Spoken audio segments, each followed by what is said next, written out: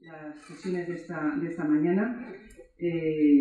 Y en este caso quería presentar, aunque sea muy brevemente, porque los conocemos todos, hemos conocido en varias ocasiones en diferentes foros, a los ponentes de nuestra mesa.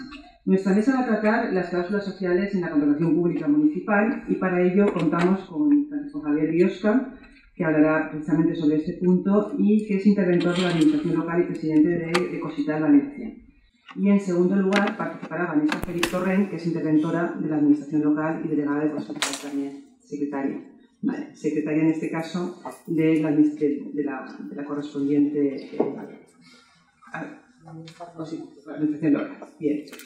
En la segunda parte de esta mesa participaré yo misma, que hablaré precisamente de las cláusulas sociales, pero ya desde otra perspectiva, desde la defensa de la competencia. Ellos que nos expliquen claramente cuáles son las opciones y yo intentaré poner límites en algún caso, no siempre son susceptibles de limitarse porque son totalmente legales. Entonces espero que les resulte plenamente interesante.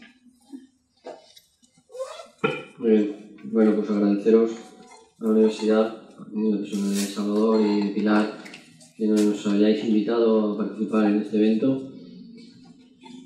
Nosotros, bueno, por si alguien no sabe, el Ecosital es el Colegio de Secretarios, Interventores y Tesoreros de Administración Local. Lo que pasa es que suena mejor decir Ecosital que toda la retaila, ¿no? Y nuestra presencia aquí, bueno, ya hemos hecho un par de bolos, que se dice.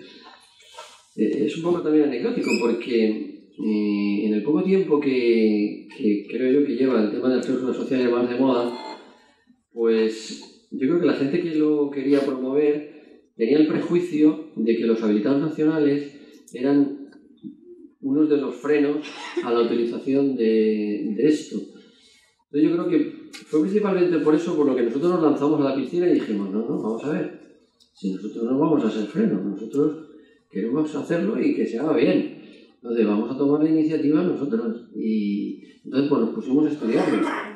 Digo, nos pusimos a estudiarlo porque tampoco somos unos grandes conocedores o todavía no tenemos una experiencia práctica consolidada, realmente. Como vamos a ver, vamos a analizar una materia que todavía no sabemos cómo va a quedar, normativamente hablando, porque sabéis que hay un borrador de, anteproyecto de ley de texto refundido de ley de contratos del sector público y, por otro lado, estamos viendo cada día. Yo ponía un espacio temporal. Cuando hicimos la jornada en el mes de octubre, organizada por vicepresidencia, ¿no? Por Gustavo Zaragoza, que fue en octubre del año pasado, ¿sabes? Estamos hablando de hace 7-8 meses. Yo creo que de entonces aquí ha habido un cambio, o ha habido como un movimiento muy fuerte a nivel de administración local y todavía tenemos que ver cómo se va asentando. Como vamos a indicar, yo creo que ha habido un punto de partida y en este momento están saliendo normas o instrucciones o guías en las que nosotros mismos estamos participando. Aquí mi compañera Vanessa, por ejemplo, ella misma está participando en una guía de utilización de cláusulas sociales en el ámbito, en principio, de la comunidad autónoma de aquí de Valencia. Ella ha participado en el equipo de trabajo que está y se prevé que en breve vea la luz también. Entonces, como digo, nosotros tenemos una ponencia de hace unos meses y que hay que ir alimentando porque la realidad se nos va adelantando. Bueno, yo prácticamente voy a haceros una visión del ámbito normativo y os dejo ya situados para que Vanessa nos cuente experiencias prácticas o aspectos ya más concretos de la utilización de las cláusulas sociales en la contratación pública. Nosotros os hablamos un poco como administrativistas de lo local. Obviamente trabajamos en ayuntamientos y somos parte activa en la contratación en cuanto que miembros de las mesas de contratación en los ayuntamientos donde trabajamos, ya como secretaria o yo como interventor, formamos parte de las mesas de contratación e informamos los pliegos porque la ley de contratos lo dice así. Es decir, nosotros nos sentimos implicados sí o sí en esto. Entonces, como digo, en aspecto normativo tenemos que traer aquí pues lo que ha sido lo básico, ¿no? Estas directivas del 2014, que os reproduzco aquí en la presentación, básicamente la 2014-24, ¿no? Que del Parlamento Europeo y del Consejo, de febrero del 14 sobre la contratación pública y que deroga la anterior, 2004-18, que era la que había motivado en su momento la aprobación también de la normativa de ley de contratos en España. Claro, se da la peculiaridad de que el plazo para transponer la directiva ya ha transcurrido. En el mes de octubre, como os decía antes, teníamos una visión, estaba el anteproyecto de ley de contratos, estaba ya para dictaminar por el Consejo de Estado, que había la posibilidad de que fuera aprobado por el gobierno anterior. Han pasado los 6-7 meses, no se ha aprobado, con lo cual nos encontramos con que esas directivas tienen un efecto directo en algunos artículos. O sea, eso se ha cambiado. Luego Vanessa nos contará algún aspecto más práctico sobre esta cuestión. Entonces, esa sería la normativa europea que nos condiciona, y a nivel interno, pues en este momento, como os digo, como no se ha aprobado todavía la ley de contratos del sector público, que adapte esta directiva europea que hemos comentado anteriormente, pues seguimos teniendo el Real Decreto Legislativo este del 2011, que es el texto refundido de la ley de contratos del sector público. A su vez, este texto, igual que la normativa que le precedía, que era la ley de contratos del 2007, pues han sido desarrollados por normas de carácter reglamentario. Bueno, como ya os he dicho, nosotros en el análisis que hacíamos para la presentación de octubre veíamos cómo abordaba el anteproyecto de ley de contratos, cómo abordaba las cuestiones que se suscitaban en las directivas. Bien, queríamos hacer aquí una mención especial a lo que es la administración local, ¿no?, como ente de contratación. En general, y eso es una idea que yo también quería trasladar, en general lo que es la administración pública, como se venía entendiendo tradicionalmente, ha sufrido una profunda transformación desde hace 20 años. Claro, en origen, estamos hablando ya del siglo XIX, digamos que era un sistema que prestaba unos servicios, pero en este momento nos encontramos con que la administración lo que hace es, en nombre de un interés general, sacar al mercado privado la prestación de servicios. O sea, anteriormente surgió una administración que prestaba servicios y ahora nos encontramos con que la administración quiere prestar servicios pero se los da al sector privado para que los preste, ¿no? Y entonces nos encontramos con que hay que contratar y en esas estamos. Como digo, el contrato es un instrumento indispensable. Fijaos que de la contratación pública, según datos del Observatorio de Contratación Pública, el 18,5% se representa el 18,5% del PIB. Estamos hablando de muchísimo dinero. En España se cifran 13.640 entidades locales, de las que 8.115 son ayuntamientos. Serían el 59% de las entidades locales censadas. Si os fijáis en el detalle de entidades locales, ayuntamientos, por volúmenes de población, pues nos damos cuenta que el 84% de los ayuntamientos son municipios de menos de 5.000 habitantes. Claro, esto tiene alguna connotación, hablando de procedimientos de contratación. ¿Por qué? Pues porque con la normativa actual que fija unos umbrales para la aplicación de los contratos menores, unos umbrales muy elevados, nos encontramos con que la inmensa mayoría de las entidades locales, por su tamaño pequeño, casi todos sus contratos van a poder ser menores, porque van a ser contratos de obra de 50.000 más IVA, contratos de servicios o suministros de 18.000 euros más IVA, y en la práctica nos encontramos con eso, con que se desvirtúa el propio procedimiento de contratación, porque como sabéis, el contrato menor en principio solo requiere la autorización del gasto y después la factura. Con lo cual, todo lo que estamos hablando de procedimiento de contratación como tal, pues se queda por el camino. Entonces, es importante el detalle. Bueno, esto es un poco lo que os acabo de decir, ¿no? El tema de la importancia que tiene la administración local en general. Y cuando hablamos de lo que es la función social del contrato público y la normativa, claro, si haciendo así un repaso rápido de la sucesiva normativa que ha habido, las sucesivas leyes de contratos, partiendo del 95, bueno, ahí empezó, se podría decir, y se regulaban algunos pequeños aspectos sociales, un tema de prohibiciones para contratar, o en la disposición adicional octava cuando regulaba la contratación con empresas que tengan en su plantilla minusválidos o con entidades sin ánimo de lucro. Fue, digamos, el primer embrión. Luego ya llegó la ley del 2007, la ley de contratos del sector público. Claro, que esta ya era la transposición de la directiva 2004-18. Y aquí ya se incluye en la regulación una batería de medidas, aparte de mejoras técnicas, que de alguna manera se consideraban básicas para la plena inclusión en el mercado laboral y en la sociedad de las personas con discapacidad y en situación de exclusión social, así como promoción de igualdad, oportunidades entre hombres y mujeres en el mercado laboral, ¿no? O sea, y aquí se hablaba de utilizar estas como dos figuras que después se analizarán, lo que eran las condiciones especiales de ejecución o a la hora de fijar los criterios para valorar las ofertas. Ahí, digamos que este sería el primer paso de cierto calibre en la utilización de las cláusulas. Claro, llegamos ya a la normativa vigente en este momento, que es el texto refundido. Como digo, luego sobre todo Vanessa iremos abordando las medidas más concretas. Pero yo quería dejar constancia también de un hecho, porque puede pensarse que en este momento el que estamos hablando de cláusulas sociales sea una cuestión de moda o sea una cuestión estrictamente del cambio político. Que yo digo que no, pero estrictamente del cambio político en muchas administraciones. Claro, yo quiero decir que realmente no es del todo así, porque ya encontramos a nivel europeo, que para mí es la influencia principal, determinados hitos en un corto espacio de tiempo que condicionan que la normativa vaya en este sentido. Entonces, por ejemplo, el Comité Económico y Social de la Unión Europea, en un dictamen del 10 de julio del 2015,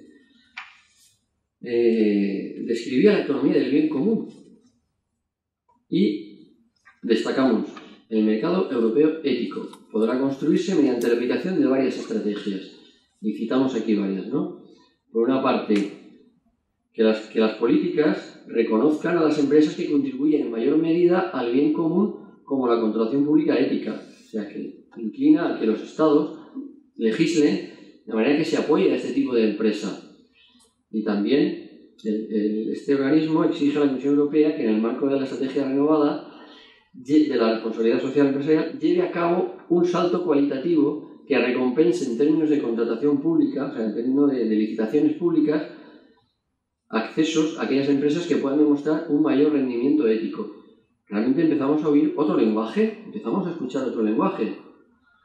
El propio Parlamento Europeo, en el informe sobre emprendimiento social e innovación social en la lucha contra el desempleo de julio del 2015, pues podemos leer en sus antecedentes que la crisis económica y financiera debe ser considerada como una oportunidad para trabajar por un modelo económico de la Unión Europea más sostenible, dedicando más atención a la cohesión económica y social y a la sostenibilidad medioambiental. Que toda mejora de la situación económica y financiera debería tener el complemento de un fuerte apoyo al empleo inclusivo, sostenible y de calidad. Que la economía social y solidaria puede contribuir a lograr este objetivo. Pero todo esto guarda total relación con lo que estamos hablando, con lo que estáis abordando en estas jornadas, ¿no? Como veis, digo yo, las instituciones europeas están en esta dinámica. Entonces, en definitiva, como propuestas, lo que se trataría sería de lograr una mayor participación de las empresas de esta economía social y solidaria en los procedimientos de licitación de contratos públicos, a través de mejorar la reserva de contratos, fomentar la inclusión y las innovaciones sociales. También, y esto, bueno, pues también se han tomado medidas, es importante para la participación de las medianas y pequeñas empresas la cuestión de la simplificación de procedimientos. También se ha avanzado con modificaciones en el texto refundido de la ley de contratos, se ha avanzado en esta dinámica a la hora de simplificar tanto la presentación de documentación, que se ha instaurado lo de la declaración responsable, o incluso los sistemas de garantías que también se han simplificado o se han obviado o se permite incluso que no se exijan. Como medidas, todas ellas encadenadas para simplificar procedimientos. Bueno, y por último, instar a los Estados miembros a que incluyan en los procesos de contratación pública cláusulas y criterios sociales. Entonces vemos que esta normativa pone en el disparadero de los Estados miembros esta cuestión, o sea, que se primen las ofertas que aporten mayor valor económico y social antes que el precio más bajo, y básicamente instar a los Estados miembros utilizando ampliamente el criterio de la oferta económica más ventajosa, pero cumpliendo las obligaciones impuestas por la legislación medioambiental, social y laboral. Que esto, como después veremos, yo creo que ha sido en este momento el primer paso, esta cuestión.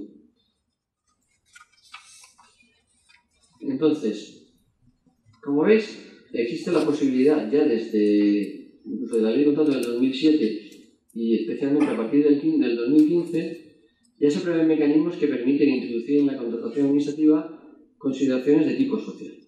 Pero, y esto hay que reseñarlo, pero siempre que hay que hacerlo con respeto a dos cuestiones. Por un lado, que los aspectos sociales que se utilicen tengan vinculación directa con el objeto del contrato, ¿no? Con el objeto concreto del procedimiento de contratación. Esto es ineludible. O sea, no se pueden imponer con carácter general. O sea, tienen que tener vinculación con el objeto. Y luego, pues tienen que ser compatibles con el derecho comunitario y, como después nos hablarán, pues con el tema de libre circulación, libertad de establecimiento, prestación de servicio, competencia. Digamos que estos son dos criterios que hay que aplicar para poder llegar a la conclusión de que se pueden o no se pueden utilizar estas cláusulas, ¿no? Entonces, como decimos, esto supondría una superación de la concepción clásica del contrato administrativo. O sea, como vemos, con esto, con la contratación, ya no solo se trataría de buscar la selección de los mejores adjudicatarios que garanticen la eficacia de la prestación del servicio, sino conseguir objetivos sociales que beneficien a la colectividad. Esto me parece fundamental. Las cláusulas sociales suponen la introducción de objetos sociales de manera transversal en políticas no sociales. O sea, el ayuntamiento va a adjudicar un contrato de limpieza. El objeto es la limpieza. Ya. Pero tu administración, puedes utilizar ese contrato para introducir, como decimos aquí, pues unas líneas complementarias con otras actuaciones para pues políticas pasivas en políticas activas de inserción, de fomento del comercio justo, reducción de la pobreza, una serie de consideraciones que no se pueden obviar en este momento en la contratación pública. Claro, porque ¿qué son cláusulas sociales? Claro, no hay una definición de cláusula social.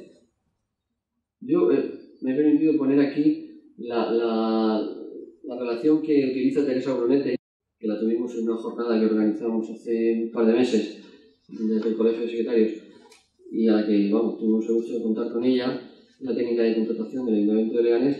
Ella utiliza esta descripción, ¿no? O esta relación de lo que pueden ser cláusulas sociales. Estamos hablando de procesos de contratación pública, donde ella distingue aquellas que son referentes a la inserción sociolaboral de personas en situación de exclusión social y o personas con diversidad funcional. Aquellas que van hacia la promoción de la calidad y estabilidad en el empleo. Aquellas que tienden a mejora de la capacitación profesional mediante la formación en lugar de trabajo. Otras cláusulas serían las que fomentan la igualdad efectiva entre hombres y mujeres. Otras cláusulas, la salvaguarda de seguridad y salud laboral, así como la conciliación de la vida familiar y laboral. Y ella, como último lugar, ella reseñaba la de mejor accesibilidad de personas con diversidad funcional.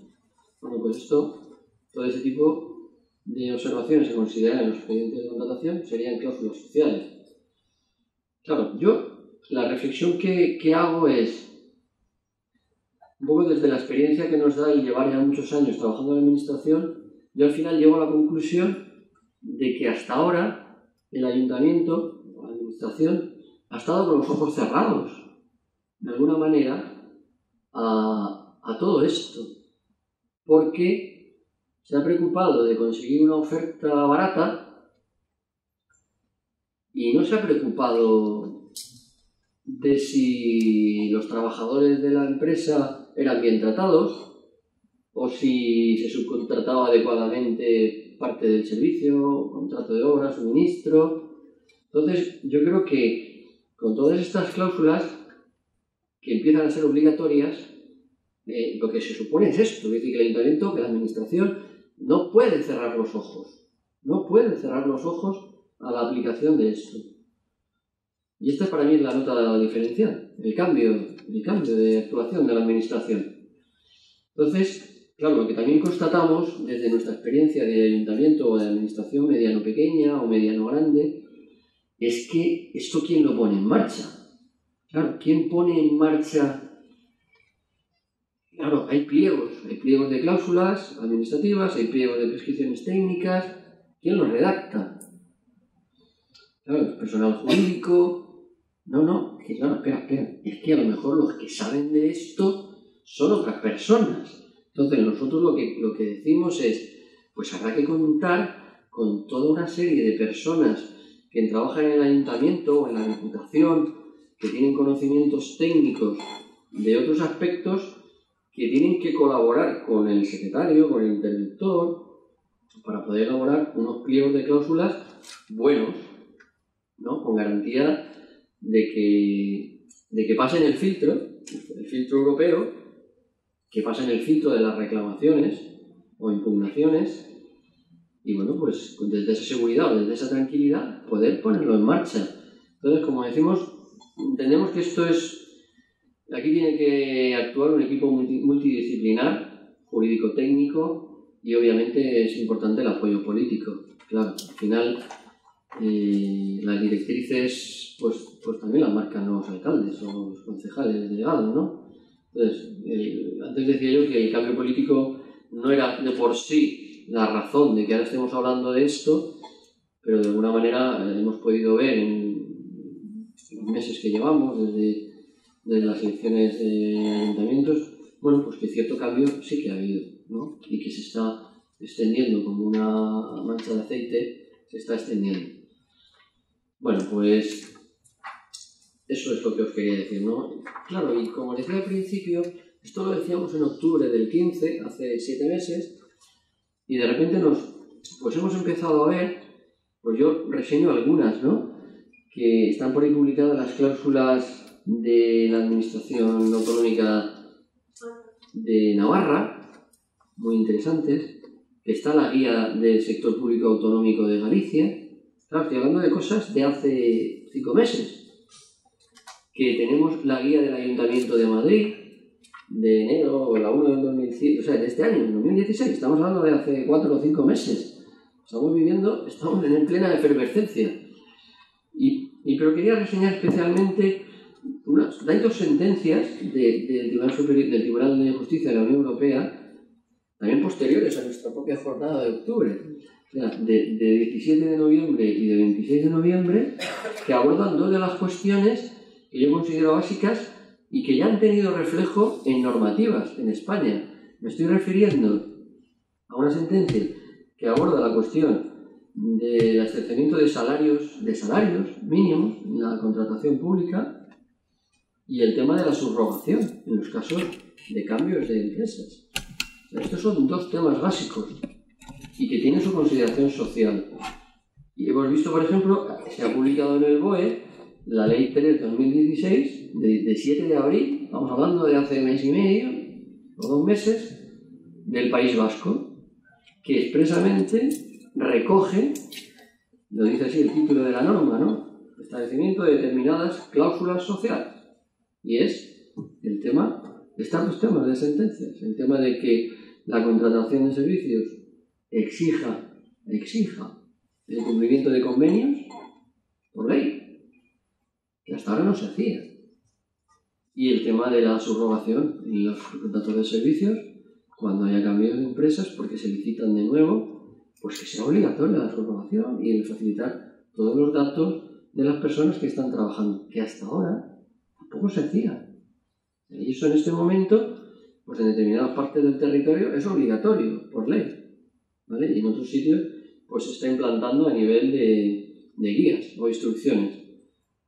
Bueno, yo simplemente yo voy a acabar ya enseguida y voy a dar la palabra a Vanessa, pero para que entendamos cómo analizábamos desde el punto de vista normativo, cómo analizábamos la utilización de las cláusulas sociales, claro, nosotros teníamos que hacerlo siguiendo lo que se llamaría el procedimiento, ¿no? Dentro de los procedimientos de contratación analizábamos, claro, estoy hablando de los contratos mayores, obviamente, que como he dicho antes, los contratos menores no tienen estos procedimientos.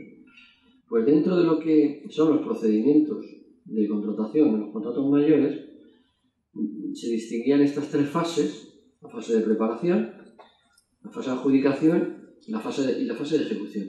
Y a su vez, dentro de cada una de estas fases, pues distinguíamos momentos o hitos o documentos en los que tendríamos que tener presente lo de las cláusulas sociales, que ahora Vanessa desarrollará.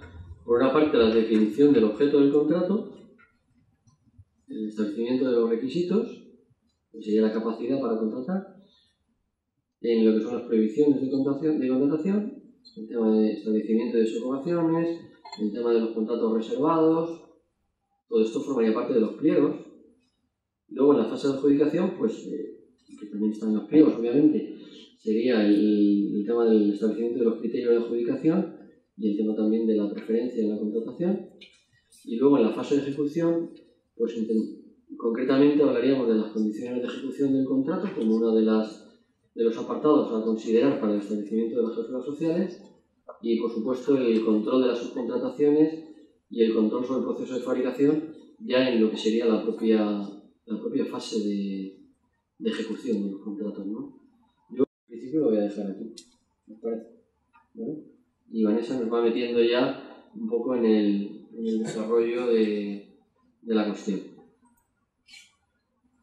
Yo me salgo y tú lo coges, ¿vale?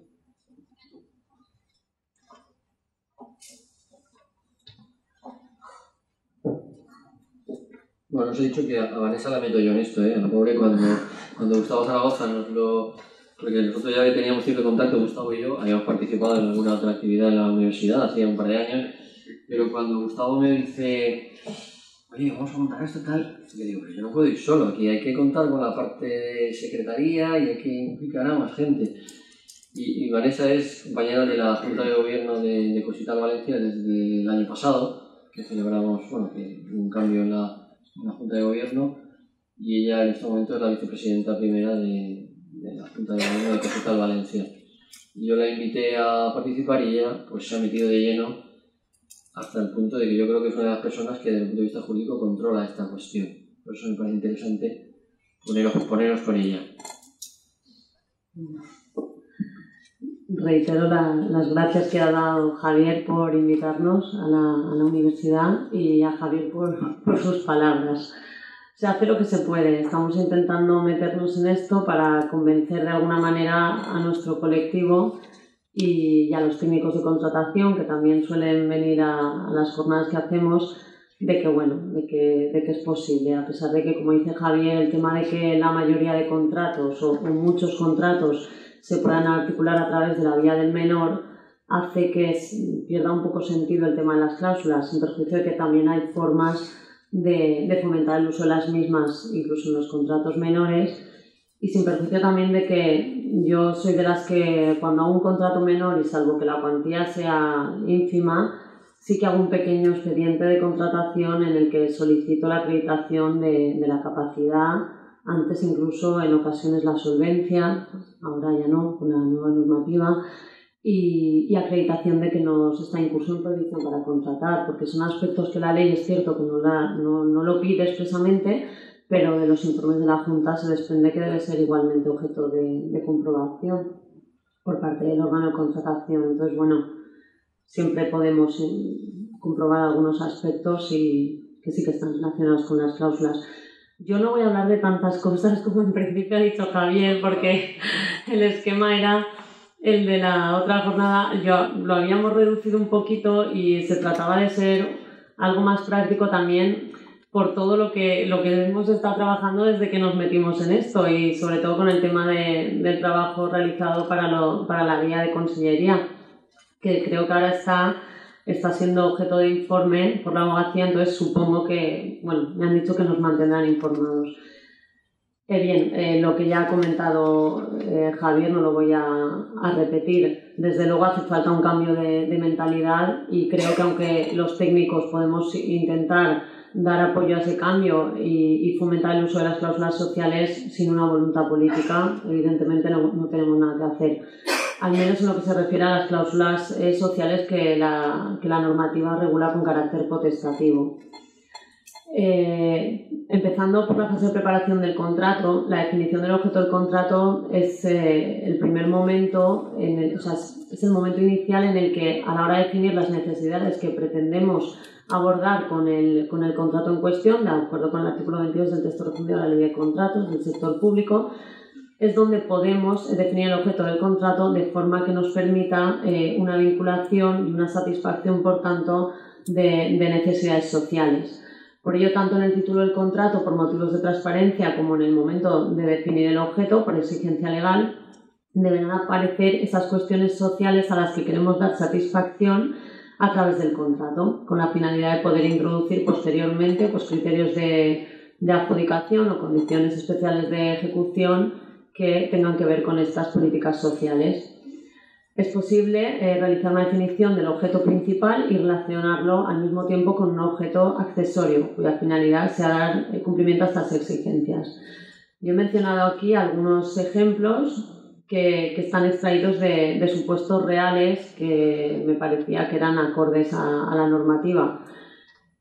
Podemos definir el objeto del contrato, el principal, y luego añadir, incluyendo características directamente vinculadas a la ejecución de un proyecto de inserción laboral, o incluyendo características vinculadas a acciones positivas de género, o definir el objeto principal añadiendo la coletilla mediante la ejecución de un proyecto de inserción sociolaboral para personas con discapacidad, incorporando medidas de inserción, conciliación y estabilidad en el empleo, o con métodos, prácticas y productos más respetuosos para el medio ambiente y la salud laboral. Ejemplos concretos son, por ejemplo, el suministro de ropa de trabajo para personal laboral bajo condiciones laboralmente dignas, lo que estaba comentando Javier, del tema del respeto a los derechos de los trabajadores. O el objeto del contrato es el suministro de máquinas de vending para edificios municipales con productos de comercio justo. El objeto del contrato es la realización de obras de ampliación de acerados, la barriada X, para el fomento del acceso al mercado laboral de colectivos en situación de exclusión social. Esos son algunos ejemplos. Yo he querido poner ejemplos prácticos porque no por lo menos en el ámbito de los secretarios siempre, bueno, sí, pero ¿eso qué es? Pero ¿eso en qué se materializa? Entonces he cogido algunos ejemplos de pliegos, guías, instrucciones y me han salido esos. Luego, la elaboración de los pliegos de prescripciones técnicas, el artículo 117 del texto refundido de la Ley de Contratos del sector público habla de que a la hora de definirlas deberán tenerse en cuenta criterios de accesibilidad universal y de diseño para todos, y que de no ser posible deberá justificarse suficientemente. Aquí mencionar simplemente que el artículo 43 de la Directiva 2014/24 de la Unión Europea tiene efecto directo y se encuentra parcialmente incorporado en el artículo 117.6 que acabamos de mencionar, y regula las etiquetas, estableciendo la posibilidad de que por medio de las mismas se acrediten determinadas especificaciones técnicas que se requieran. Se podrán exigir en las especificaciones técnicas, en los criterios de adjudicación, en las condiciones de ejecución del contrato, una etiqueta específica como medio de prueba. Aquí señalaba Margarita Bento en la ponencia esta que tuvimos en el curso que hicimos en el colegio, el tema de que era un medio de prueba, pero no el único medio de prueba. Lo ponía de manifiesto porque evidentemente lo importante eran las prescripciones técnicas. Luego, pasando a la solvencia técnica o profesional, cuando el objeto contractual requiera de unas aptitudes específicas en materia social, una determinada experiencia y unos determinados conocimientos en esta materia, se exigirá como requisito de solvencia técnica o profesional la debida experiencia, conocimientos y medios técnicos y humanos en la referida temática social, conforme a lo establecido en el 78-80 del texto refundido de la Ley de Contratos. Ya lo señaló la comunicación interpretativa del 15 de octubre de 2011 de la Comisión Europea. Y, volviendo un poco a los ejemplos, así cuando un contrato incluya en su objeto una determinada política de promoción de la salud o de hábitos saludables, se podría exigir este tipo de solvencia a empresas licitadoras que acrediten tener un número de personas cualificadas en las cuestiones de política de promoción de la salud que conformen el objeto. Sin embargo, no se podría utilizar este requisito de solvencia con carácter general y cuando afecte a un porcentaje muy pequeño del presupuesto, a un número muy pequeño de personal. Por tanto, solo cuando se menciona cuando para ejecutarlo correctamente sean imprescindibles conocimientos técnicos y experiencia en materia social recogida en el mismo.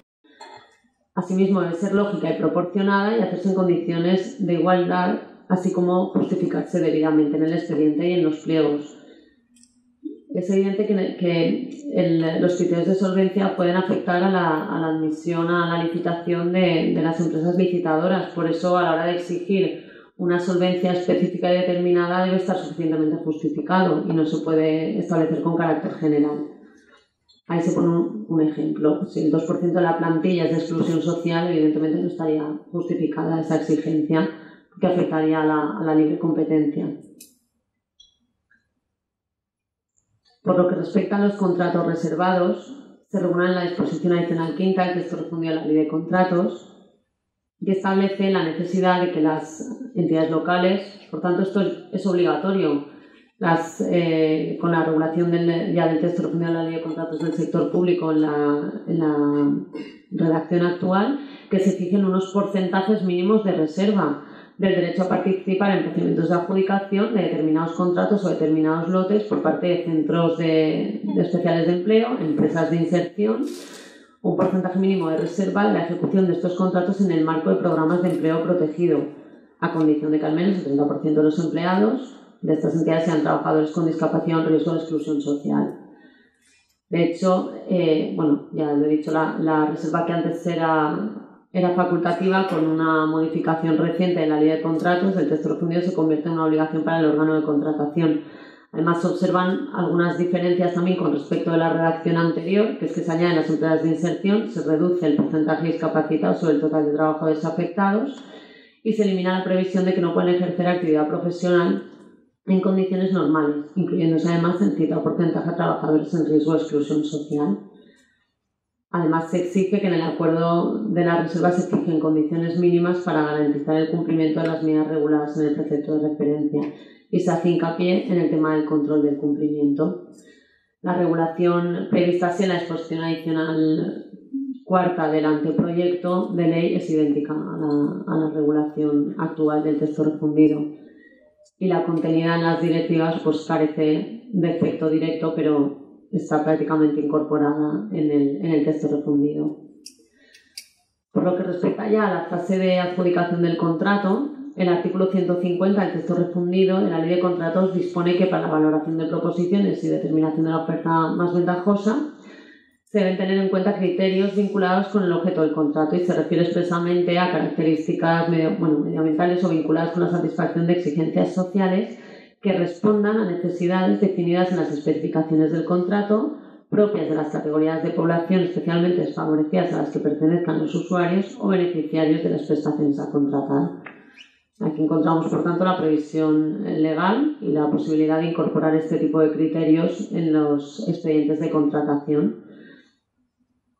El artículo 67 de la Directiva 2014/24 habla también de estos criterios, de que la oferta más ventajosa se evaluará en función de criterios que incluyan aspectos sociales.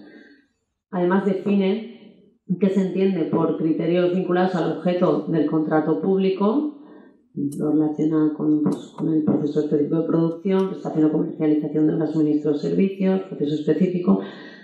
De todas formas, establece una serie de limitaciones, que es que no pueden otorgar al órgano de contratación una libertad de decisión ilimitada, que deben garantizar la competencia efectiva y que irán acompañadas de aquellas especificaciones que permitan comprobar de manera efectiva la información facilitada por los licitadores con el fin de evaluar la medida en que las ofertas cumplen los criterios de adjudicación. De nada sirve establecer una serie de criterios y luego no poder verificar su cumplimiento. Yo creo que ahí es uno de los casos en los que ese equipo multidisciplinar del que hablaba Javier es fundamental. Este artículo tiene también efecto directo, excepto en el apartado segundo, y está incorporado prácticamente al texto refundido de la Ley de Contratos. También recoge el anteproyecto las cuestiones referidas a estos criterios. Aquí establecía algunos ejemplos también. Pues, por ejemplo, adecuación de productos y servicios ofertados a su utilización por personas discapacitadas, siempre que dicha adecuación sea superior a la exigida con carácter obligatorio en la legislación aplicable, en el pliego o en el proyecto de obra aprobado. O creación de empleo para personas discapacitadas o con dificultades de acceso al mercado laboral. Este criterio está bastante definido, concretado. Dice: se otorgarán X puntos por cada contrato laboral suscrito con personas con discapacidad que el licitador se comprometa a realizar para la ejecución del contrato que supere el porcentaje mínimo establecido en la normativa vigente, así como en su caso el establecido como condición de ejecución. Esto lo establece porque hay una compatibilidad entre los criterios de ejecución, de adjudicación, y las condiciones especiales de ejecución. Podríamos prever que en ambas fases el mismo tipo de cláusula, si bien en el caso de la condición especial de ejecución sería de carácter necesario e imprescindible, y a partir de ese mínimo, en todo lo que mejorara esa cláusula, sería criterio de adjudicación, sería como un plus. Evidentemente, los criterios de adjudicación serán o no exigibles a la empresa si los ha ofertado o no los ha ofertado. Si resulta adjudicataria la empresa que en su oferta ha incluido esos criterios y por tanto han sido objeto de valoración, los ejecutaría, si no, no. Sin embargo, las condiciones especiales de ejecución en todo caso van a ser exigidas y penalizadas en caso de incumplimiento. Luego habla de igualdad de oportunidades entre hombres y mujeres. Este criterio lo he visto bastante en los pliegos. El valorar en sectores con menor índice de ocupación femenina el compromiso de contratar para la ejecución del contrato un mayor número de mujeres. Estas contrataciones siempre se van a vincular, evidentemente, como estamos comentando, al objeto del contrato y, por tanto, el porcentaje que se establezca de contrataciones será sobre el total de las personas destinadas a la ejecución del contrato, no a la plantilla de la empresa. Luego, el compromiso de contratar para la ejecución del contrato a mayor número de mujeres en puestos de responsabilidad para los sectores en los que ya estén notoriamente feminizados. También habla de medidas concretas en materia de conciliación entre la vida personal, laboral y familiar y fomento de la corresponsabilidad entre mujeres y hombres que el licitador se compromete a aplicar para la plantilla que ejecute el contrato. Ahí vemos otra vez que se refiere a esa plantilla destinada a la ejecución del contrato y no a toda la plantilla de la empresa. Luego, pasando a las preferencias de adjudicación, se establecen también en el texto refundido de la Ley de Contratos una serie de preferencias en la adjudicación de los contratos ante ofertas que sean idénticas. Estas preferencias son para empresas con una plantilla que tenga un número de trabajadores con discapacidad superior al 2%, en caso de que hubiese varias, los que tengan mayor número de fijos con discapacidad en su plantilla, o preferencia en caso de igualdad de condiciones para proposiciones presentadas por empresas de inserción reguladas en la Ley 44/2007. Preferencia en la adjudicación de contratos relativos a prestaciones de carácter social o asistencial para proposiciones presentadas por entidades sin ánimo de lucro. O preferencia en la adjudicación de contratos que tengan como objeto productos en los que exista alternativa al comercio justo para proposiciones presentadas por aquellas entidades reconocidas como organizaciones de comercio justo, siempre que cumplan las condiciones correspondientes, siempre ante igualdad de ofertas. Aquí es interesante la modificación que opera el anteproyecto de Ley de Contratos, porque estas preferencias actualmente son potestativas. Volvemos un poco a lo mismo. Si no hay voluntad política de incorporarlas en los pliegos, no operan automáticamente. Sin embargo, en el anteproyecto de Ley de Contratos ya se regula la posibilidad de que, en caso de que no se regulen estas preferencias por parte del órgano de contratación, operan automáticamente y de hecho establece cómo operan. Por lo que respecta a la fase de ejecución del contrato, las condiciones de ejecución del mismo, el artículo 118 del texto refundido a la Ley de Contratos es el que regula estas condiciones especiales que deben indicarse en el anuncio de licitación y en el pliego o en el contrato. Y pueden referirse, dice expresamente, a consideraciones de tipo social. Menciona algunas. El fin de promover el empleo de personas con dificultades particulares de inserción en el mercado laboral, eliminar desigualdades entre hombre y mujer en dicho mercado, combatir el paro, favorecer la formación en el lugar de trabajo u otras finalidades. La directiva, en el artículo 70, la directiva 2014/24, también habla de la posibilidad de que los poderes adjudicadores establezcan condiciones especiales relativas a la ejecución del contrato siempre que estén vinculadas al objeto del contrato y que se indiquen en la convocatoria y en los pliegos. Este artículo también tiene efecto directo, pero bueno, su contenido está prácticamente incorporado en el texto refundido de la Ley de Contratos. El anteproyecto pues también regula estas condiciones. Ejemplos de condiciones de ejecución, ya digo, podríamos utilizar casi las que hemos mencionado en los criterios, pero bueno, pues exigencia de utilizar mano de obra que reúna determinadas características necesarias para la ejecución del contrato en un porcentaje del personal destinado a la misma. ¿Veis? Pueden incluirse también como criterio de adjudicación, lo que os estaba comentando, o contratación de un determinado número de trabajadores en paro o de personas discapacitadas cuando el componente económico fundamental venga constituido por el coste de mano de obra. Aquí en estos ejemplos yo creo que es donde se ve más claramente qué es vinculación con el objeto del contrato, porque las definiciones están muy bien, pero es en la práctica cuando las ves redactadas cuando te das cuenta de si hay o no hay vinculación con el objeto del contrato, yo creo. Luego, pues bueno, aplicación de medidas por la adjudicataria tendencia a promover la igualdad entre hombres y mujeres o inserción laboral. Ahí están desarrolladas, como lo tenéis, pues acceso a la mujer al empleo en condiciones de igualdad en sectores de actividad donde su representación es desequilibrada. Esta me gustó mucho porque además define lo que se entiende por plantilla desequilibrada. Cabe señalar que en este tipo de cuestiones hay que ser muy riguroso, sobre todo, bueno, ya igual no tanto en las condiciones de ejecución, aunque también, porque el licitador tiene que saber lo que luego tiene que cumplir para que no haya problemas, sino en los criterios de adjudicación. Todos los licitadores deben estar en condiciones de igualdad a la hora de presentar la oferta y saber realmente cómo tienen que enfocarla para obtener la mayor puntuación. Luego, pues bueno, estabilidad en el empleo. Durante la ejecución del contrato, la empresa deberá cumplir y acreditar que al menos el 30% de la plantilla adscrita al servicio objeto del contrato, otra vez, es indefinida. O fomento acciones que faciliten la conciliación de la vida laboral y familiar. Luego yo también quería hacer referencia someramente al dictamen del Consejo de Estado de 10 de marzo sobre el anteproyecto de ley de contratos del sector público en algunas cuestiones que mencioné que tienen relación con el tema de las cláusulas sociales. Dice que una de las finalidades primordiales que establece el anteproyecto es la de conseguir objetivos de tipo social. Habla de la inclusión de consideraciones de tipo social, que vemos que ya en la normativa actual están incorporadas, pero establece que se impone al órgano de contratación la obligación de introducirlas, aunque se le otorga libertad de cómo hacerla, y si las incluye como criterio de adjudicación o como condición especial de ejecución. Además, hace una crítica porque dice que no se dice nada en la memoria ni en el anteproyecto sobre el fomento de la contratación con empresas de mujeres, cuando más de la mitad de las empresas creadas desde el inicio de la crisis económica lo han sido por ellas. El dictamen echa en falta así que no se refiere a la variable de género que en condiciones de igualdad entre empresas hubiera sido deseable contemplar. Además, también establece que el anteproyecto contempla la posibilidad de que el poder adjudicador compruebe el estricto cumplimiento de los pagos que el contratista principal hace al subcontratista. Esta posibilidad ya se prevé en el 228 bis. Esto está, entiendo, muy relacionado con lo que comentaba antes Javier.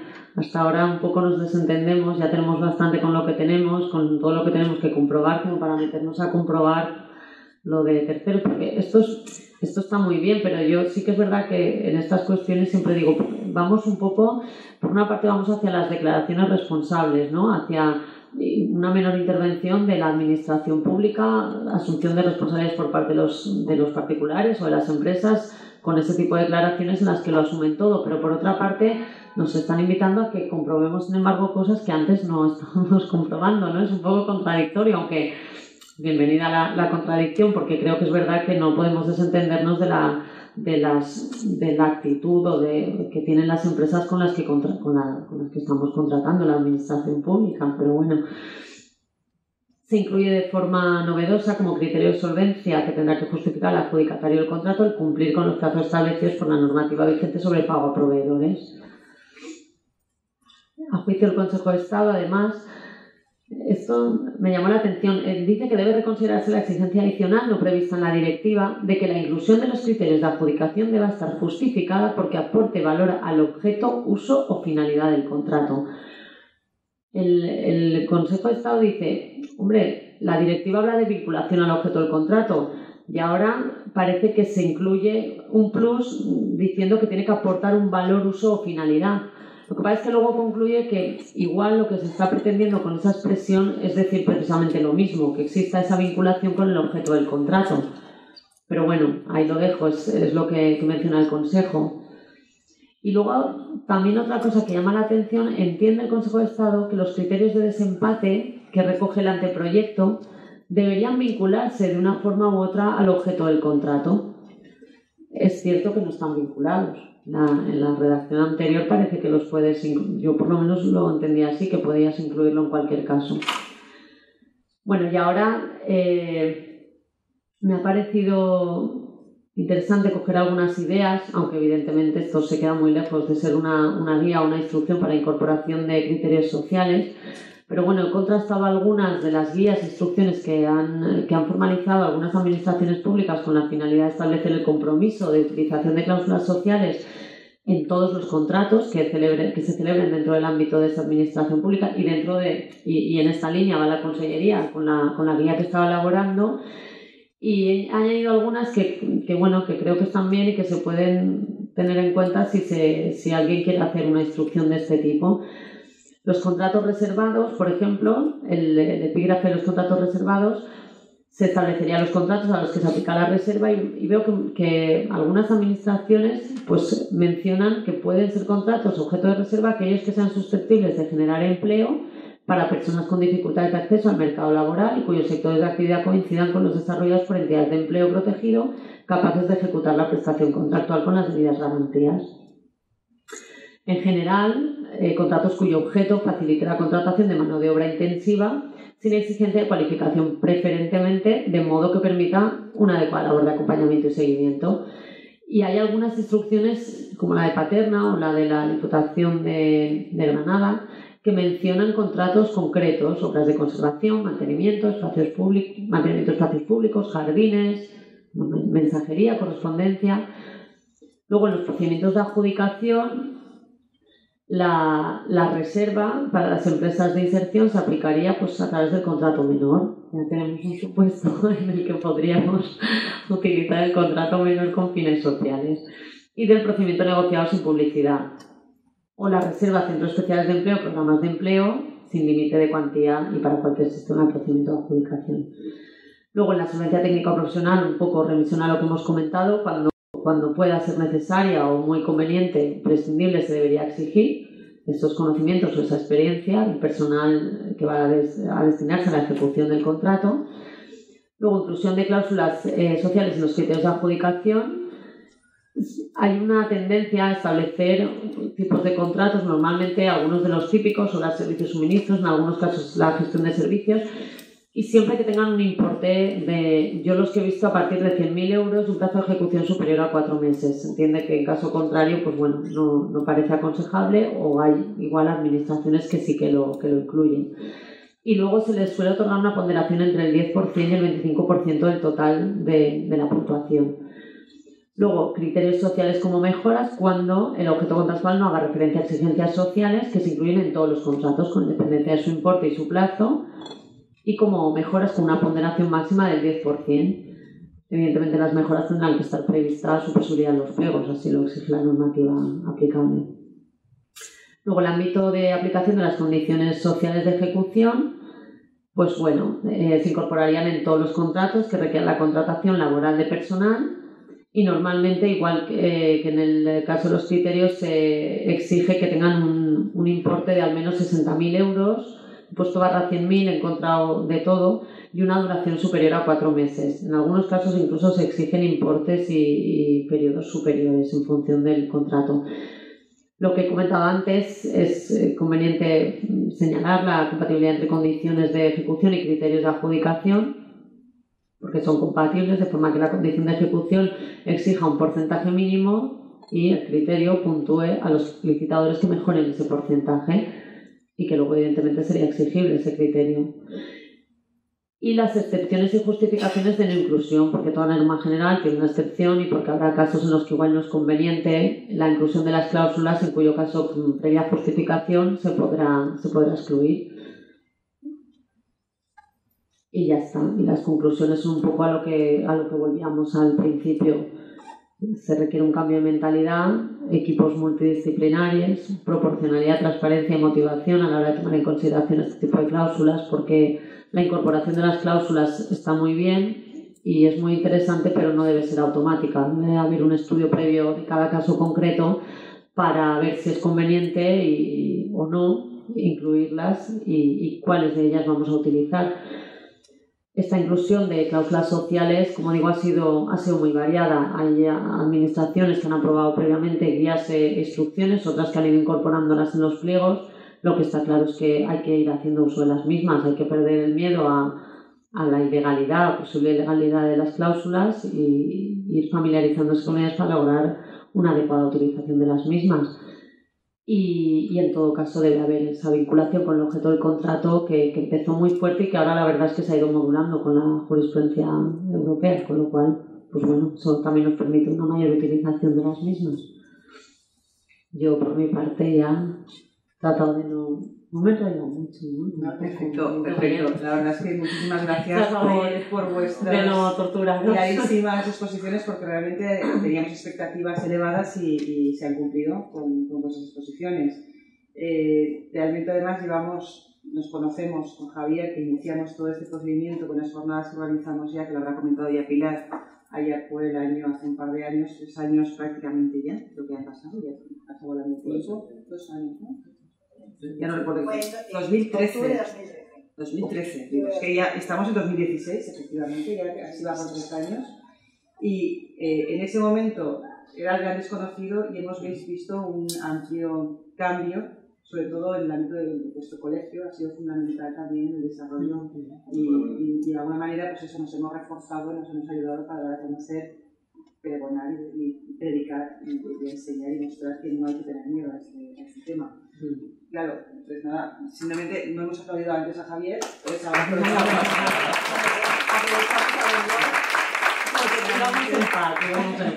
sí, por eso. Entonces paso yo, cambiamos de sitio, comienzo yo. Un poco para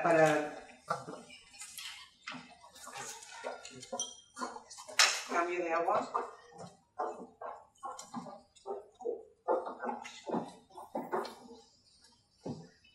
Yo, por hacer un poco de tiempo, mientras se coloca, nosotros desde la experiencia de la contratación de la administración de los ayuntamientos concretamente, otra de las conclusiones a las que llego es que que los ayuntamientos están prestando, permitidme la expresión, están prestando más servicios de los que pueden controlar. Esa es mi sensación. Yo soy interventor. No podemos controlarlo. En este momento es muy triste, ¿no? Los titulares, las intenciones pueden ser buenas, pero por el camino, cuando se adjudica y cuando se empieza la ejecución de los contratos, te das cuenta que no se controlan. Que hay criterio de adjudicación, como pueden ser, por ejemplo, las mejoras, es que no se controlan. Y a lo mejor han sido las que han inclinado la balanza para adjudicársela a alguien, ¿no? Esto no puede ser, pues es que no llegamos, es que no se llega. No hay técnicos suficientes para controlarlo. Bueno, es una reflexión. Importante reflexión. Además, todos los problemas que hemos tenido hasta ahora han sido precisamente por la falta de control y falta de supervisión.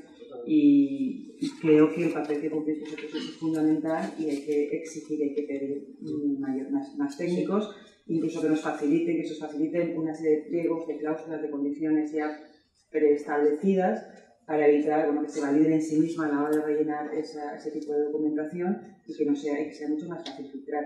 Hay herramientas ya técnicas que permiten hacer este tipo de cosas para facilitar la tarea porque es que hemos tenido muchísimos problemas en todos los ámbitos, de aquí en la universidad hasta fuera de la universidad, de todas las administraciones públicas. Tenemos ejemplos muy cercanos de falta de control y que al final repercute negativamente sobre las arcas públicas y hay que resolverlo.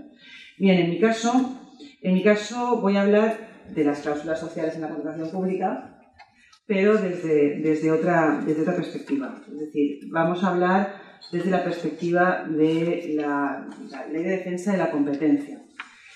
Cuando hablamos de contratación pública, Siempre, claro, estamos a medio camino. Al derecho administrativo con derecho mercantil siempre hemos estado en la línea y muy vinculados en todos los sectores regulados, en el ámbito de contratación pública, con la contratación mercantil, que tenemos bastantes vínculos. Y no hay que olvidar el aspecto de la libre competencia. Bien, lo que es cierto es que, como has comentado muy bien tú antes, las autoridades públicas, en la medida en que participan en el mercado, bueno, pues provocan un gran impacto económico sobre el mismo, y el Observatorio de la Contratación Pública precisamente marcaba ese 18,5% en España del PIB que representa la propia contratación pública. Por eso hemos considerado siempre que el sector público debe llevar a cabo procedimientos de contratación pública cada vez más transparentes. Es necesario utilizar cada vez menos aquellos procedimientos cerrados, oscuros, menores, de los que estabais comentando, porque ha provocado el caos en el que en estos momentos se encuentra toda la administración pública, ya no solamente a nivel autonómico, evidentemente a nivel local y a nivel nacional. Hay que hacer un cambio y depende de las personas. Aquí siempre las revoluciones vienen por el talante de las propias personas. Entonces, es importante en este punto incorporar todas las reglas de la competencia que permitirá, a priori, va a permitir salvaguardar y proteger a todos los implicados, a todos los intereses que participen en este tipo de procedimientos, y siempre intentando incorporar licitaciones abiertas en los procedimientos en los que haya publicidad y transparencia fundamentalmente, que es lo que en definitiva es lo que está buscando la Ley de Defensa de la Competencia. Por eso yo, cuando hablo de qué son cláusulas sociales, Vanessa ha delimitado qué podían ser cláusulas sociales, nos ha dado una definición de lo que podría ser una cláusula social. Yo creo que es importante su inclusión en todos los procesos de contratación pública, que se ha utilizado poco, como bien decíais vosotros, por miedo, por desconocimiento, y que cuando tenemos conocimiento de las posibilidades es muy fácil incorporarlas. Para eso están las guías en las que se está trabajando y que yo creo que van a darnos muy buenos resultados. Bien, el artículo 138 que mencionabas antes hace referencia a los diferentes procesos de contratación, y yo creo que es esencial tener en cuenta y reflexionar sobre este aspecto. Es una potestad su inclusión por parte de los poderes públicos, es una voluntad política, que ya estamos viendo que en muchísimas autonomías que han cambiado de signo se están empezando a incorporar. Por eso es esencial que se incorporen, pero que evidentemente sin que alteren las reglas de la competencia. Como habéis comentado, se pueden incorporar en diferentes fases del contrato, como requisito previo, como elemento de valoración y como obligación inherente al contrato. Luego tengo una lista de aquellas cláusulas que no deben utilizarse. Vosotros habéis hablado de las que se pueden utilizar y yo de aquellas que son objeto de delimitación y control por parte ya no solo de las juntas centrales, sino también por los órganos de defensa de la competencia. Además, en definitiva, los poderes públicos están obligados a alertar y a denunciar cualquier tipo de práctica anticompetitiva que pudieran detectar en cualquier procedimiento de adjudicación de cualquier tipo de contrato, sea el contrato que sea. Todos hemos visto en muchísimas ocasiones cuando se piden en los contratos menores 3 tipos de presupuestos, que le pides a un amigo, lo hemos visto, que se pide a un amigo que te facilite un presupuesto y que luego se retire de la cuestión. Depende de las personas, en este caso de los que estén en el órgano de contratación, que detecten estas circunstancias y que se denuncien. No hay otra. Ya debemos cambiar nuestra mentalidad y ese cambio cultural creo que también se está produciendo ya. Y gracias, entre otras cosas, a secretarios, interventores de ayuntamientos, a órganos de contratación que están pendientes, como decías, ya también incluso del control, porque hasta ahora no llegabas, pero ya hay una cierta predisposición a que el propio órgano de contratación controle la ejecución del contrato en los términos en los que se adjudicó. Por tanto, la contratación administrativa en ningún caso puede permanecer ajena a los principios rectores de las políticas sociales y económicas, y desde el punto de vista del legislador nos obliga, nos incorpora algunos parámetros, algunas pautas, como la necesidad de acceder al mercado laboral, esa facilitación a esas personas, a esos sectores en riesgo de exclusión, la igualdad entre hombres y mujeres, el medio ambiente, el comercio justo. Y yo siempre defiendo en esas políticas públicas transversales que deben llevar a cabo los propios poderes públicos, que se hable ya de rentabilidad social. Como decíais muy bien, y ya no hay que hablar de la oferta más baja, del precio más bajo. Hay que atender a otros criterios, y los tenemos, criterios sociales, criterios medioambientales, otro tipo de criterios distintos que la calidad. No podemos consentir que una vez estemos a media ejecución de la obra nos digan que es que han subido exponencialmente los precios y que las calidades hay que reducirlas. Y lo justifiquen. Y si no se justifica, se resuelve el contrato. Y hay que perder el miedo a resolver los contratos por incumplimiento. Que yo sé que determinadas personas lo están haciendo ya. Determinados órganos de contratación ya lo están empezando a hacer. Y eso es importante. Se nota ya otra percepción, otra sensibilidad en el ámbito de las administraciones públicas y demás. Bien, cuando el sector público, ya lo has dicho tú, tampoco voy a extenderme mucho más, simplemente voy a reducir cuáles son los diferentes tipos de cláusulas sociales permitidas por nuestro legislador. Bueno, tenemos la reserva de contratos, en el marco habla de centros especiales de empleo, de empresas de inserción, cuando al menos el 30% de los empleados en centros especiales, empresas de inserción, tengan una discapacidad, tengan riesgo de exclusión social. Se deberá hacer referencia siempre en el anuncio de licitación. No voy a entrar en más detalles. Luego hay algunas relativas a la discapacidad o riesgo de exclusión también. Y se habla de ese porcentaje del 2% y se habla del desempate. Se la regula como cláusulas de desempate, que es importante.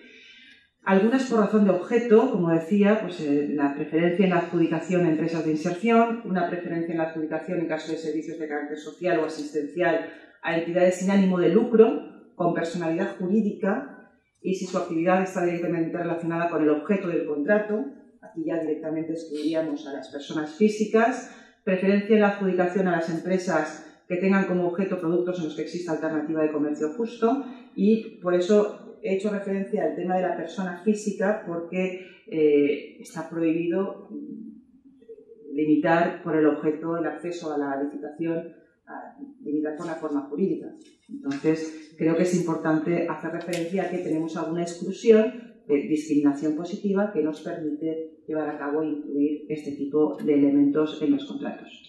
En relación con las cláusulas de igualdad, es evidente que tenemos unas políticas por parte del legislador que ya comienzan a pensar en el género, a llevar a cabo esas políticas de igualdad. Se pueden incorporar también como preferentes, como has mencionado tú, en esa adjudicación de los contratos, y hablamos de adjudicación, si se cumplen con las medidas que tienden a promover esa igualdad efectiva entre hombres y mujeres. Y luego esas cláusulas especiales también de ejecución, medioambientales, sociales, que ha recogido el artículo 118 del texto refundido. Bien, criterios de valoración, es fundamental. Hay que valorar las proposiciones, la oferta económicamente más ventajosa, pero no hay que centrarnos, insisto, en la más baja. La más baja no es la más ventajosa. Entonces, hay que analizar qué es esto cuál es el concepto de económicamente más ventajosa. Bueno, pues evidentemente ya de los pliegos de condiciones que he ido yo también revisando y de los dictámenes informes de las juntas centrales y demás, he rescatado, bueno, pues que se atienda ya a la calidad, se atiende ya al precio, se atiende a la fórmula, bueno, pues una fórmula utilizable para revisar retribuciones ligadas a la utilización de la obra o prestación del servicio, el plazo de ejecución o entrega de prestación, coste de utilización, características medioambientales, rentabilidad, valor técnico. Es decir, que ya no hablamos únicamente de oferta más o precio más bajo. Hay que atender y hay que regular. Entonces, yo reconozco que es complicadísimo elaborar unos pliegos de condiciones con toda esta información, pero para eso hay que crear guías, hay que preparar plantillas que contribuyen y que facilitan la incorporación, que faciliten en definitiva la incorporación de estos medios o de estos elementos. Entonces creo que es fundamental. Bien, cuando hablamos de contratación con empresas que tengan en su plantilla personas con discapacidad o en situación de exclusión social o entidades sin ánimo de lucro, claro, hay que hablar de preferencias entre empresas que empaten y que Eso del empate es muy complicado. Y hay que determinar exactamente cuáles son las condiciones y computarlas, es decir, que sean objetivables para evitar cualquier tipo de problema posterior de impugnación. Y, claro, tenemos, como siempre, la regla de desempate y siempre considero que es fundamental que en los anuncios de licitación y en el pliego de contrato se fijen este tipo de reglas de desempate de manera clara que permitan, vamos, yo es que creo que el tema del precio, si hay un empate realmente en precio bajo, es porque ha habido colusión. Eso es así. O una diferencia muy baja entre una oferta y otra, es que es evidente que es un indicio de que hay colusión y hay que denunciar para investigar y revisar qué ha pasado con las relaciones de estas empresas que van a participar en el procedimiento. Entonces, bien, supongo que por deformación profesional, pienso que hay colusión siempre, y que hay intercambio de información y demás. En este caso, hablamos de necesidad de identificar pues, todas las cláusulas y condiciones de tipo medioambiental, de tipo social, las cuestiones relativas a la inserción en el mercado laboral. Hay que eliminar, por supuesto, las desigualdades, combatir paro, favorecer formación, pero está prohibido, por ejemplo, vincularlo o dar preferencia en la adjudicación, y tenemos varias resoluciones, en función de que el mayor número de empleados venga de personas que están en paro en una población determinada, ¿vale? Que siguen incorporándose en los pliegos de condiciones y se siguen tumbando, vamos, todas las semanas tenemos resoluciones de ese tipo. El arraigo, hay que hablar de arraigo, pero en este caso está prohibido, igual que una determinada empresa tenga su localización en un lugar determinado. Tenemos recientes resoluciones también y tal vez informes al respecto que marcan que está prohibido. Y ya no solo desde el punto de vista del derecho de la competencia, desde el punto de vista del contrato del sector público. Bien, ¿cuál es el sometimiento? ¿Cuáles son esas reglas? Como he dicho, las autoridades públicas participan en el mercado, tienen un porcentaje de contratación elevadísimo, participan en el PIB y creo que también, por supuesto, están sometidas, como cualquier otro organismo, a las reglas de la competencia, a las mismas reglas del juego. El legislador ha establecido exclusiones, ha incorporado preferencias, discriminación positiva de manera clara, políticas, como decía, desde el punto de vista del legislador nacional, tanto nacional como el europeo. En sus directivas ya incorporan también esas políticas públicas en aras del bien común, en aras de la economía social, es decir, en la incorporación de reglas sociales o de cláusulas sociales en la contratación pública, pero no hay que olvidar ese impacto que supone y las obligaciones, la obligación del órgano de contratación o de personas que estén implicadas en cualquier tipo de procedimiento de denunciar y de proteger, porque en definitiva eso repercute negativamente, y yo lo siento, pero me dirijo mucho a vosotros, estoy hablando con vosotros y menos por el público, lo siento, pero claro, por la relación que tenéis vosotros con este tipo de procedimientos, pero creo que es importante llevar a cabo y denunciar, es decir, perder el miedo y simplemente dar una nota de que puede haber un indicio de una posible colusión. Es decir, hay que fomentar la competencia en los procedimientos de contratación pública. Me parece muy bien también que desde el punto de vista de los contratos menores que se observe y se atienda, que lo hagas a los efectos de la calidad o la capacidad y solvencia técnica de las empresas con las que se puede contratar. Y tenemos en la Comisión Nacional de los Mercados y la Competencia un par de guías en materia de contratación pública de 2010-2014 que pueden ser muy útiles en el ámbito de contratos del sector público y que van indicando cuáles son las reglas mínimas que cualquier agente económico debería cumplir. Elementos esenciales a tener en cuenta en los procedimientos. Bueno, pues, ¿cómo pueden ayudar las entidades del sector público a fomentar la competencia en todos los procesos de contratación pública? Pues utilizando procedimientos abiertos, evidentemente. Como esa regla no se puede cumplir siempre, porque lo sabemos, bueno, estamos intentando evitar restricciones injustificadas a este tipo a la competencia y ayudando a prevenir y combatir potenciales actuaciones ilícitas en la colusión entre las empresas oferentes en el proceso, lo que denominamos como big trading. La colusión es muy habitual y se ha detectado por parte de la Comisión Nacional de Mercados y la Competencia y se ha sancionado en alguna ocasión a determinadas entidades. Inclusión de cláusulas sociales. Es posible y siempre insisto que es posible la discriminación positiva y está reconocida por nuestro Tribunal Constitucional, más que reconocida desde el año 88, que incorpora la necesidad en todo caso de respetar las reglas del juego. Pero la discriminación positiva sí que es posible y hay que respetarla y hay que evitar que de alguna manera pueda afectar de una manera relevante al mercado y por tanto hay que cuidar de alguna manera también, de manera especial, el respeto a las reglas de la competencia. Por tanto, recomendación, evidentemente, procedimiento abierto. Sabemos que es la mejor opción. Es la mejor opción, complicadísima a la hora de elaborar todas las condiciones, todos los pliegos, todas las cláusulas. Bien, tenemos procedimientos alternativos que son los que habitualmente se han utilizado y en las que sí que se han incorporado restricciones injustificadas a la competencia. Por tanto, por parte del legislador, yo siempre propongo que establezca algún tipo de filtro y control adicional y establecimiento también incluso incompatibilidades a la hora de mayores, incompatibilidades que realmente se revisen y se comprueben para evitar dar entrada a empresas que puedan provocar ciertas distorsiones en el ámbito de la competencia. Vale. ¿Cuáles son, por tanto, algunas cláusulas que pueden causar restricciones a la libre competencia? Aquí hay algún listado de lo que he ido elaborando a partir de diferentes resoluciones de los órganos competentes en la materia de competencia o de contratación pública. Bien. Queda prohibida, por ejemplo, la cláusula que supedite el acceso a la licitación a que las entidades participantes cuenten con una forma jurídica determinada. No podemos señalar que sean cooperativas, pero sí que la norma, como habéis visto, habla de entidades sin ánimo de lucro, a los efectos de establecer preferencias. Vale, por esa vía podemos incorporar también algún tipo de elemento. No podrán introducirse cláusulas que discriminen por razones de territorio o por experiencia vinculada al territorio. Tampoco. ¿No? Altera contra la libertad de empresa, libre acceso a la actividad privada, la propiedad privada, es que altera todas las reglas, todos los derechos que tenemos incorporados en nuestra Constitución. No se admiten cláusulas que exijan que la ubicación de instalaciones de los posibles adjudicatarios esté en un territorio determinado, que comentábamos. Y siguen existiendo este tipo de cláusulas en la contratación.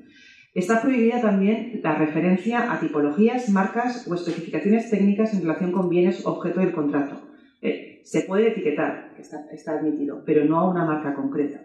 Se pueden pedir especificaciones técnicas concretas genéricas, pero no una marca concreta, ni de un proveedor determinado. No podrá exigirse la contratación de seguro de responsabilidad de cuantía excesiva en relación con el objeto del contrato, también muy habitual para intentar excluir a pequeñas empresas de este tipo de procedimientos. Se ha utilizado muchísimo. Queda prohibida la introducción de elementos que favorezcan a empresas ya establecidas o que lleven tiempo trabajando en el sector, atribuyendo una ponderación excesiva a parámetros que pueden llevar a una discriminación entre licitadores en la fase de adjudicación y ejecución del contrato. Bien.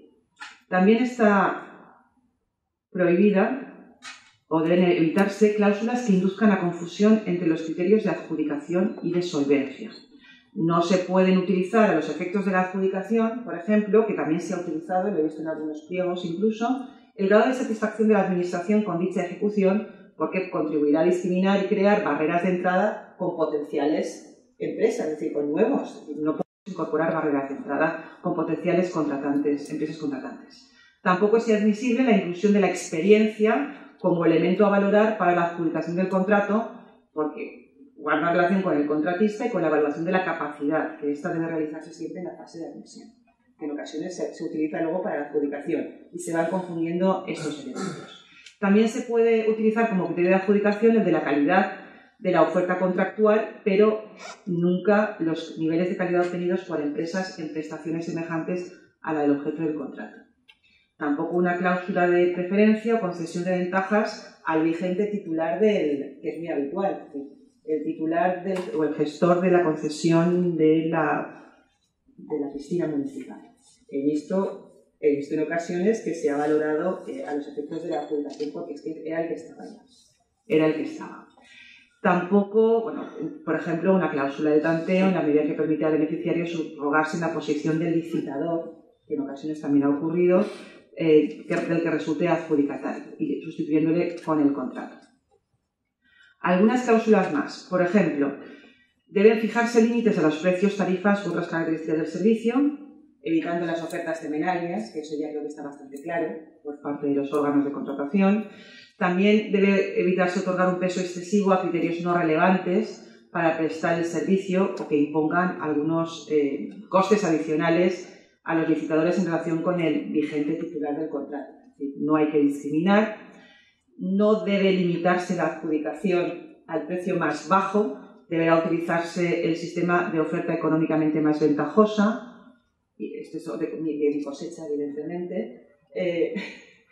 Algunas son de mi cosecha, entonces hay que intentar incorporar aquella oferta que incluya también el cumplimiento de criterios sociales, medioambientales con carácter general. Evitar al máximo un amplio margen de discrecionalidad que produzca restricciones de la competencia. Evitar también el conocimiento ex ante del umbral de anormalidad de las ofertas. Claro, eso es un problema también. Y que suele ocurrir muchas veces, esta última, la 18, evitar plazos excesivamente largos o excesivamente cortos que no permitan la amortización de las inversiones realizadas, porque eso provoca la existencia de barreras de entrada para nuevos operadores en este mercado. Y lo que estamos intentando es aligerar y liberalizar y que existan más competencias. Entonces, es perjudicial, ya casi para acabar, la colusión entre licitadores porque se ha demostrado, de los estudios que ha realizado, entre otras, la propia Comisión Nacional de los Mercados de la Competencia, se puede incrementar hasta en un 20% los precios, ¿vale? Cuando hay colusión entre los oferentes. Puede afectar, claro, evidentemente se ven afectadas no solo las administraciones públicas, sino, por supuesto, los ciudadanos como los contribuyentes, porque genera un mayor coste en la contratación pública. Bien, la colusión está prohibida, artículo 1 de la Ley de Defensa de la Competencia. Debería haber empezado quizás por ahí, pero para concluir, está prohibida la colusión, está sancionada se puede sancionar como sanción, es muy grave, se considera como muy grave y podría alcanzar la multa al 10% de la cifra total de negocios de la empresa, del ayuntamiento, si incluso hubiese podido participar. Es decir, aquí están afectados absolutamente todos los organismos que participen en este tipo de procedimientos. Entonces, suele ser muy habitual los acuerdos de fijación de precios. Suele ser lo más habitual. Yo te llamo, y como consecuencia del reparto de la colusión en precios, se reparte el mercado. Como hemos visto recientemente en algunas licitaciones públicas en el ámbito de las aplicaciones informáticas de varias entidades, empresas informáticas a nivel en cuanto a las relaciones, contratos con la agencia tributaria concretamente. Varias empresas informáticas que se repartieron las licitaciones para poder acudir todas por partes a través de los lotes diferentes que ofrecía la propia agencia tributaria para que concurrieran todas al proceso. Entonces, como decía, el acuerdo de fijación de precios al final conlleva también un acuerdo de reparto de mercado y está prohibido por el artículo 1 de la Ley de Defensa de la Competencia. Por ello, como cláusulas permitidas, va circulando una especie de mosquito. Tenemos aquellas cláusulas que introducen requisitos sociales para acceder a la licitación pública, algunas que puedan otorgar puntuación concreta en el baremo de adjudicación, cláusulas de empate, cláusulas que establecen condiciones sociales en la ejecución de contrato, y tenemos ya el reconocimiento por parte del legislador y por la propia Comisión Nacional de Mercados de la Competencia y de las juntas consultivas también al respecto, porque el propio legislador lo reconoce. En este caso incluso había incorporado yo algún ejemplo de cláusula recomendada, que como lo tenéis en las diapositivas no voy a entrar porque me quedan 2 minutos.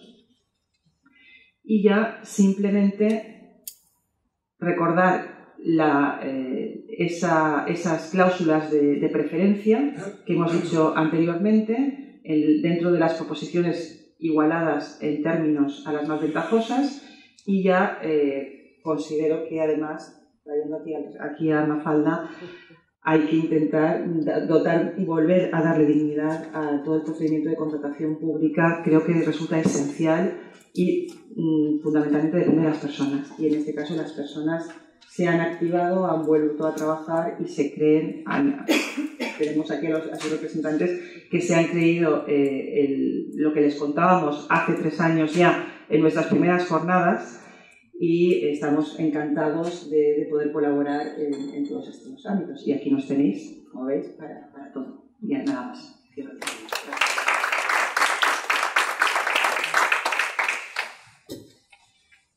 Ahora, pues abrimos me iba a callar, pero no me callo, evidentemente. Abrimos un turno de palabras. Tenemos todavía 25 minutos para que podáis comentar y preguntarnos lo que estiméis oportuno.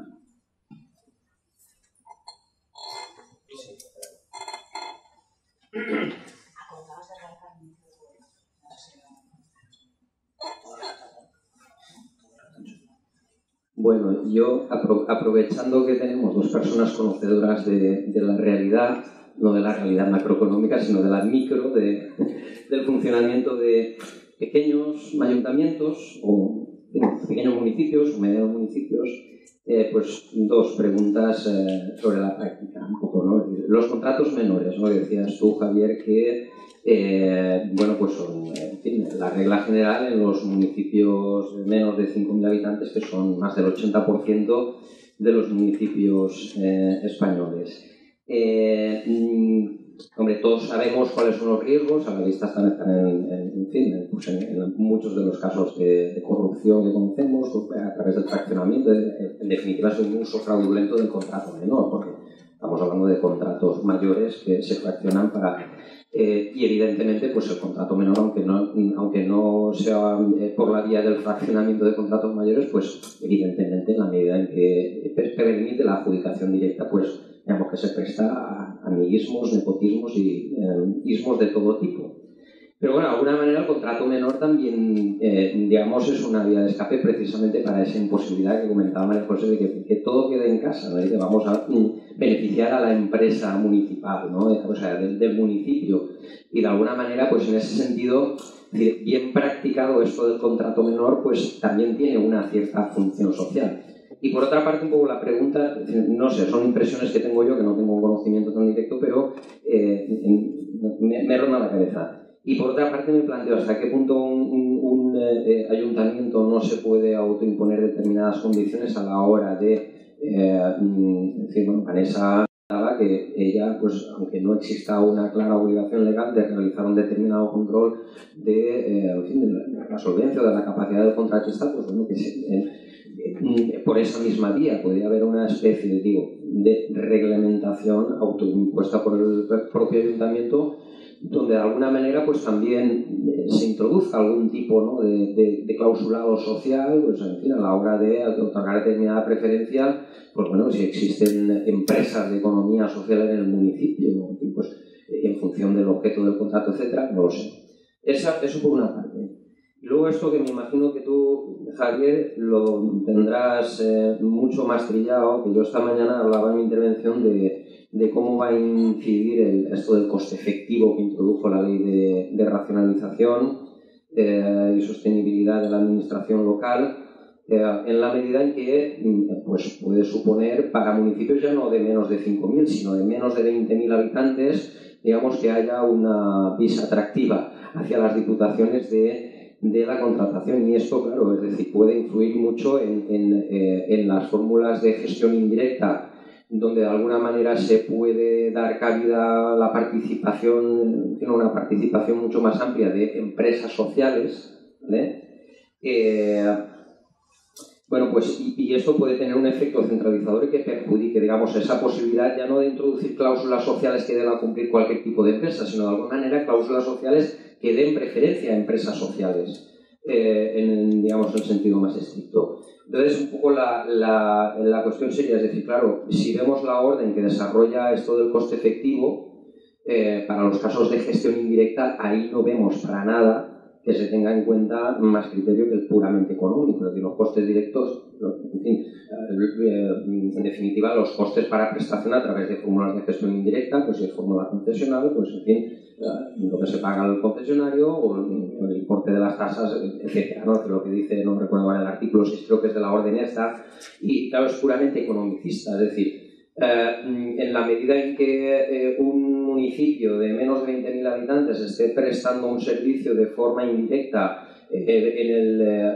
donde haya incorporado cláusulas sociales que puedan suponer un encarecimiento en términos estrictamente económicos, pero una mayor rentabilidad social, de alguna manera eso puede suponer que la Diputación, oiga usted, el coste efectivo de la prestación de servicio, por su parte, es superior al coste efectivo si lo presto yo directamente o a través de otras formas del artículo 36, etc., ¿no? ¿Hasta qué punto esto, digamos, no puede suponer una especie de obstáculo, ¿no? Teniendo en cuenta que, pues, en fin, si ya metemos en los números a los municipios de menos de 20.000 habitantes, pues seguramente, no lo sé, pero no recuerdo, pero seguramente estamos hablando ya del 98% de municipios, ¿no?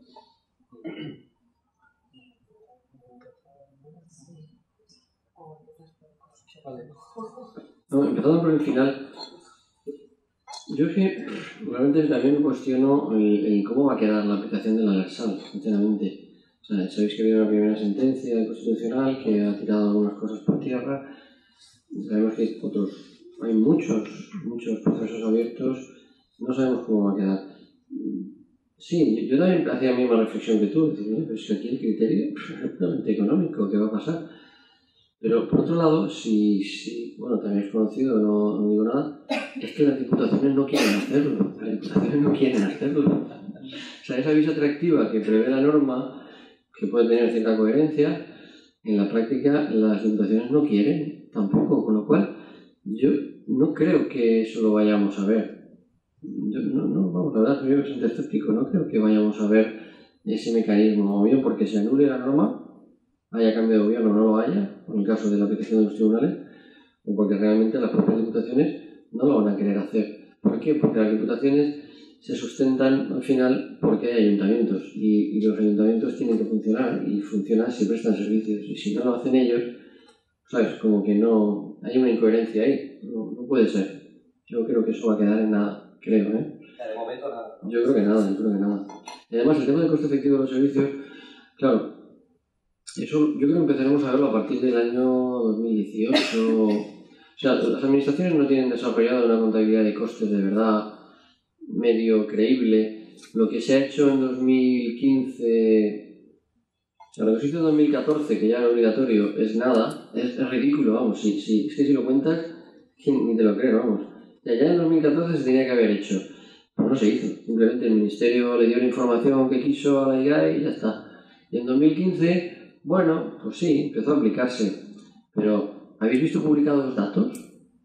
Hay datos sobre costes de servicios. Pero a un nivel, vamos, realmente...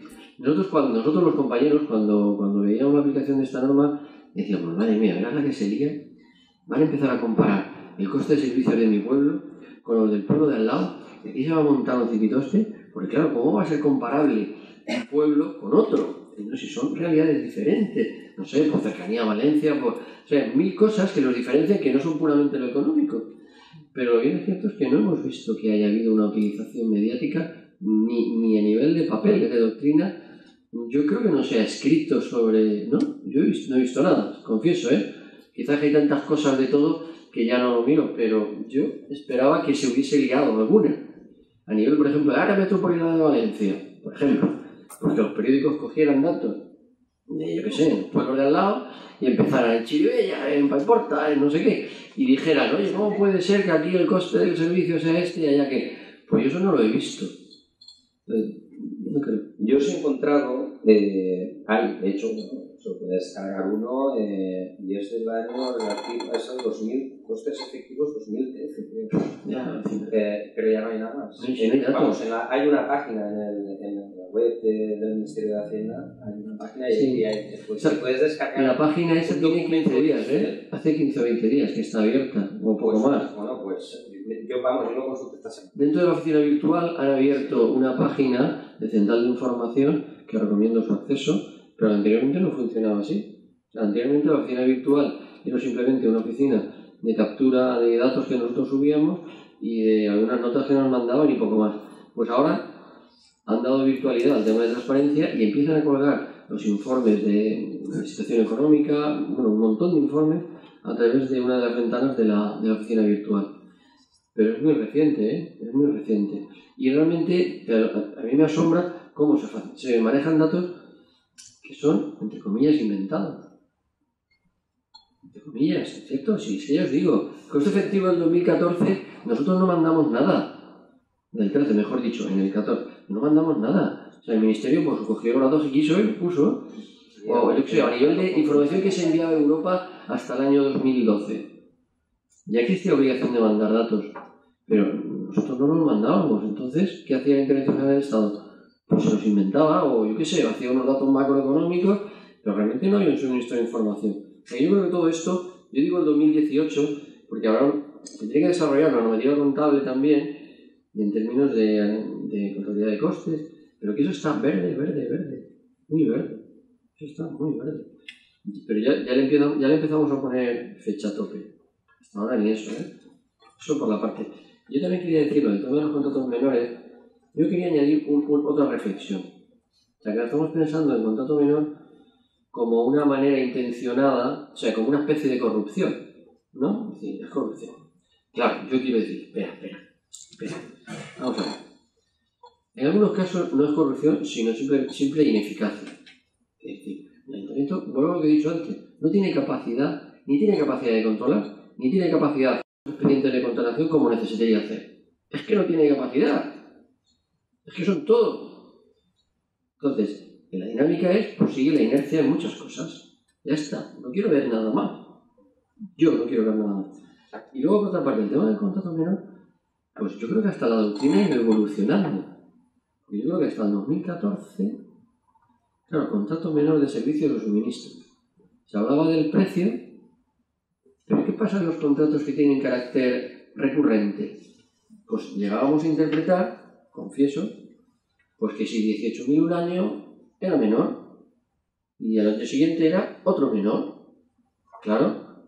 Ahora ya hay doctrina más asentada que dice, para, que se tiene un carácter recurrente. Que tú tendrás que tener claro que este servicio está ahí, que lo tienes que prestar este año y el que viene también. No me vengas mandangas tú, ni es que ni aunque cambie de tercero, porque podrías contratar este año con uno, el año que viene con otro, ¿vale? Y hacía dos menores. Bueno, pues ahora ya eso como que está más claro, ¿no? Pero la inercia cuesta mucho de cambiar, ¿eh? La inercia administrativa cuesta mucho de cambiar. Por eso quiero decir que a veces no es tanto corrupción, que puede que también, como una inercia de gestión que no se ha amoldado todavía a esto, ¿no? Lo que tú decías es falta de personal. Claro, es que no llegamos. Es imposible llegar. Yo, a ver, el tema de los contratos menores, no sé si es una cosa que yo me he tomado muy a pecho. Es verdad que yo siempre los he controlado porque me parece que es muy sencillo, si no hay un control previo, pues recurrir a ese fraccionamiento del objeto del contrato y como no pasa por secretaría y luego llega la intervención con una factura, pues no se entera nadie hasta que no ves que hay varias facturas similares. Igual yo me lo he tomado muy a pecho, pero yo llevo ya muchos años informando. Pero es que cuando... eso es una caña. Bueno, ¿vale?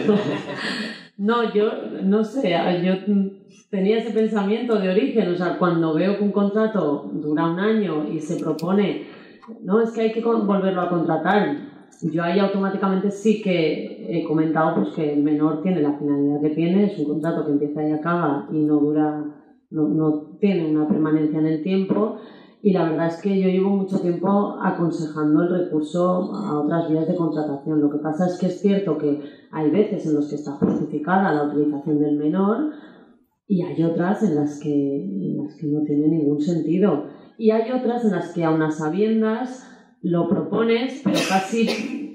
Y esto no lo diré no lo diré muy alto, pero sí.